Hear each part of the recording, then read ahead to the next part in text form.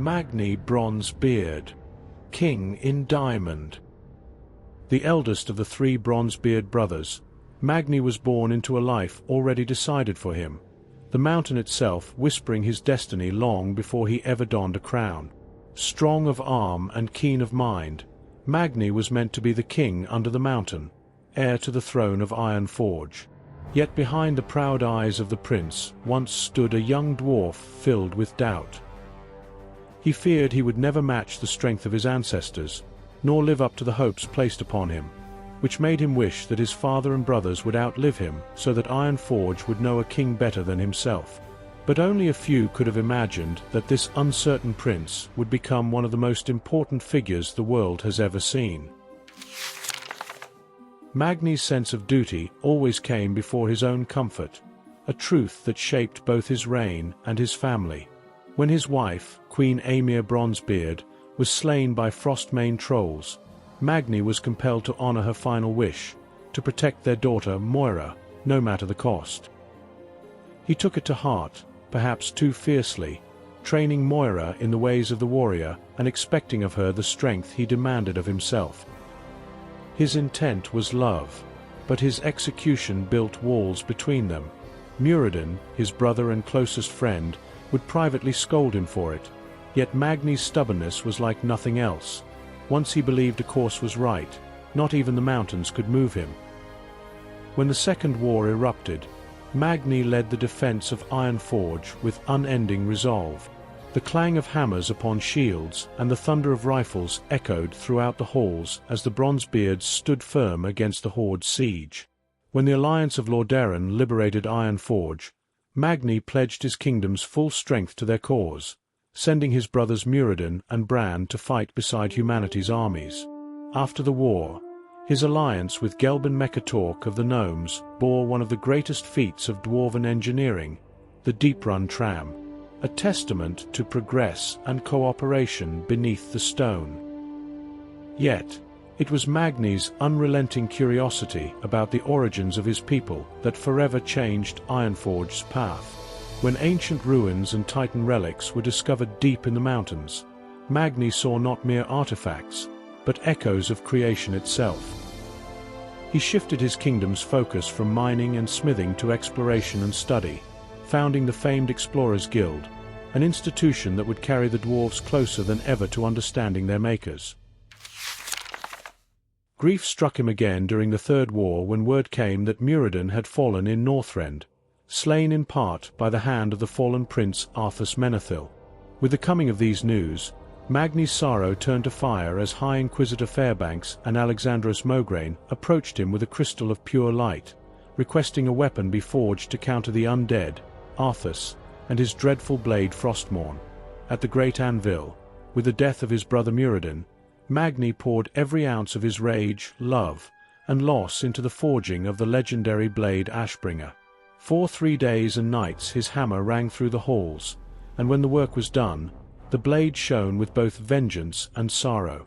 It was said no finer weapon had ever been forged by dwarven hands.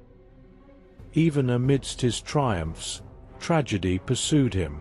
When Moira was captured by Emperor Dagran Thorissen of the Dark Iron clan, Magni's fury was unmatched. He sent adventurers to kill Thorissen and bring Moira home, only to learn that she had fallen in love with her captor and bore his child. To Magni, it was betrayal beyond imagining. In his mind he thought, even in death, Thorissen has won.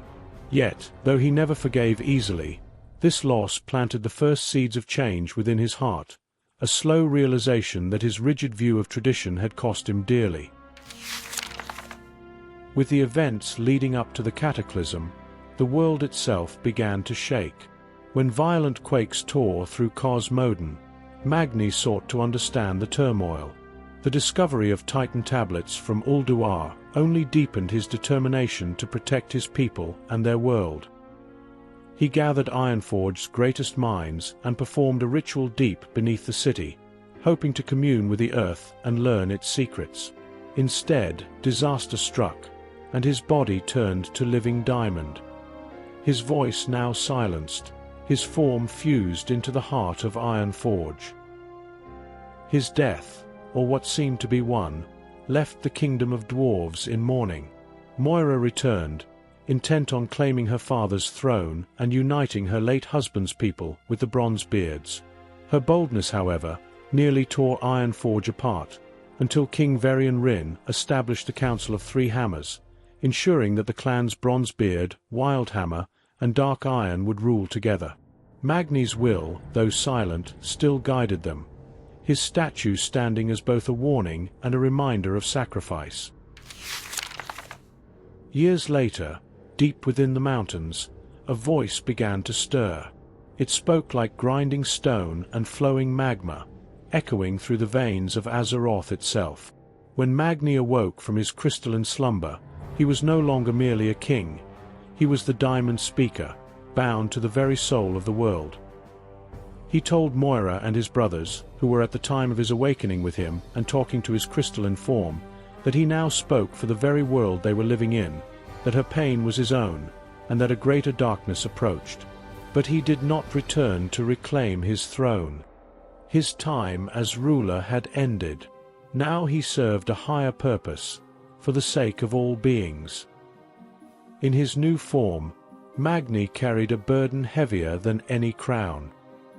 He warned of the Burning Legion's return, stood beside heroes of the Alliance, and bore witness to the bleeding of the planet itself after Sargeras drove his sword into the world. The cries of the planet tore through his heart, yet through them he remembered Amir's dying words to always be by her side no matter what, for all she had now was him. Those words, once meant for Moira, had taken on new meaning. After all these tragedies that befell him, not one of them slowed him down, for he was now burdened with a greater purpose than himself, while also representing the stout nature of his people. He was now the speaker for the whole world they are living in.